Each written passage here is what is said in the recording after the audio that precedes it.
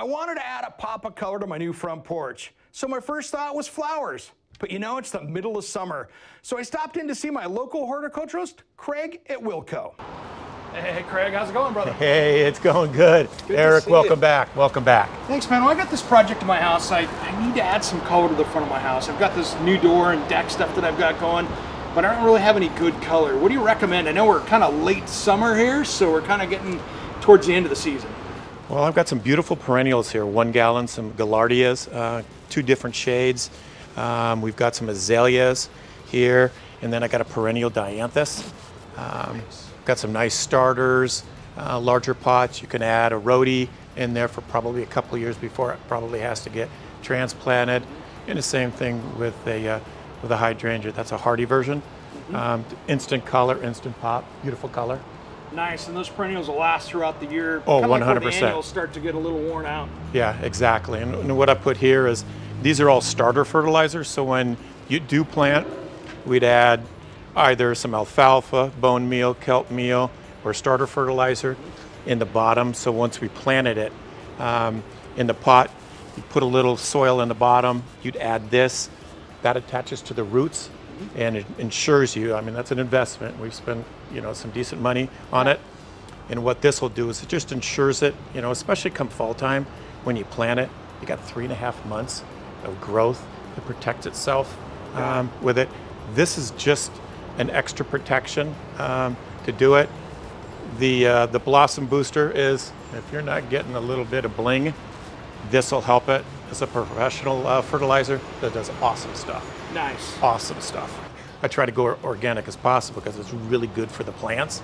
And so either an all-purpose fertilizer or a rose and flower fertilizer. Down to earth is wonderful. You know, we at Wilco try to keep, you know, Oregon-based. This is out of Eugene. Nice. The box is biodegradable at compost, but it's amazing fertilizers. G&B's out of Southern California. That's 100% organic. All really good for your plant. Increases your root, which means a really healthy plant, really beautiful flowers. Makes it absolutely gorgeous. All right, well, it sounds like I need to get basket and get going because I got some projects to do with this. Terrific. All right, guys, let's get to planting. This is pretty easy. I got that soil. Now we're gonna add just enough into this. Get my knife. Okay, we'll start with that.